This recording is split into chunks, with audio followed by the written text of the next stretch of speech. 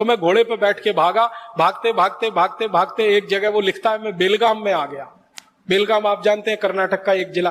तो बेलगाम में आ गया, तो बेलगाम में एक वैद्य ने मुझे देखा, नाक से खून निकल रहा है, कटी हुई नाक हाथ में है। तो वैद्य ने कहा ये तुम्हारी नाक कहाँ कट गई? तो उसने झूठ बोला और कहा कि पत्थर मार दिया किसी ने। तो वैद्य ने कहा ये पत्थर मारी हुई नाक नहीं है, ये तलवार से काटी हुई नाक है, मैं वैद्य हूं, मैं चिकित्सक हूं, मैं जानता हूं। तो उसने सच बताया कि मेरी नाक काटी गई है। किसने काटी? तुम्हारे राजा ने काटी, हैदर अली ने काटी। क्यों काटी? मैंने युद्ध किया उससे, मैं हार गया, उसने मेरी नाक काटी। तो वो वैद्य कहता है कि अब तुम क्या करोगे? कटी नाक से इंग्लैंड जाओगे, लंदन जाओगे? कहता है जाने की इच्छा तो नहीं है, लेकिन क्या करूं, जाना ही पड़ेगा। तो वो वैद्य इतना दयालु, इतना कृपालु, वो कहता है कि मैं तुम्हारी नाक जोड़ सकता हूं।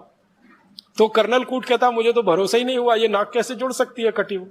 मैंने तो सुना नहीं अपनी जिंदगी में कि एक बार शरीर का कोई अंग कट जाए तो वो जुड़ सकता है। तो वैद्य जी कहते मैं जोड़ सकता हूं। तो कर्नल कूट ने कहा जोड़ दो।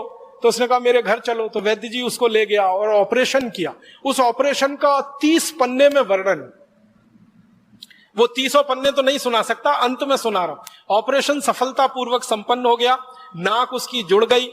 वैद्य जी ने उसको एक लेप दे दिया बना के और कहा कि ये लेप ले जाओ, रोज सुबह शाम लगाते रहना। वो लेप लेके चला गया। 15-17 दिन के बाद बिल्कुल नाक उसकी जुड़ गई। फिर वो जहाज में बैठ के लंदन चला गया।